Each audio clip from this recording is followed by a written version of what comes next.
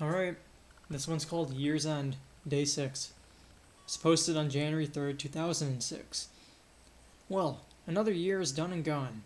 Have to say, 2005 was a terrific year. For me personally, at least. Not for some of my friends, alas, and certainly not for America and our poor abused constitution, but that's a different discussion. I finally finished and delivered A Feast for Crows, at long last, I know. Saw it published, and watched in astonishment and delight as it climbed up to #1 on all the bestseller lists. I had some great tours as well, and met thousands of my readers. Seems as though I just returned from my US tour, but already the road is calling again. On Sunday, I leave for Toronto, for the first leg of my Canadian signing tour. Details and dates on my appearances page. And yes, my flights conflict with the playoff game between my Giants and the Carolina Panthers, damn it.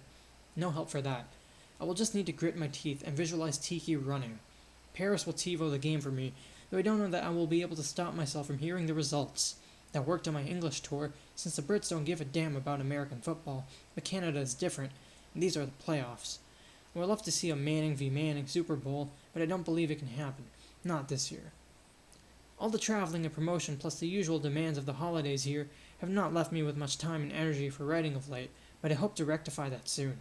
I have a big chunk of a new Duncan Egg novella that I should be able to finish with a good solid week of work. And then I've got some dragons waiting for a dance. We'll see how all that goes. Meanwhile, I will be seeing some of you in the Great White North, I hope. Till then, current mood null null. Alright. That chunk of the Duncan Egg novella, I assume he's talking about The Mystery Night. Yikes, that came out in 2010.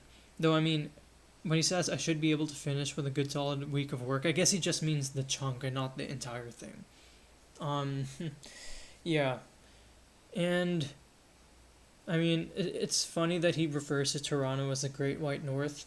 I mean, it's not exactly the Great White North, but maybe to him it's the Great White North. Anyways, yeah, this is an interesting post. I mean, it's kind of just rehashing some of the same things we've already talked about. In other news, I finished a reread of A Song of Ice and Fire recently, and I read like half of the Winds of Winter sample chapters this morning. So, yeah, I feel like I mean, maybe it is among book readers, because I only read the books for the first time in like 2019 or 2020, but the marine stuff is so good for me, at least. I really, really enjoy the marine conflict and like the Battle of Fire that's starting.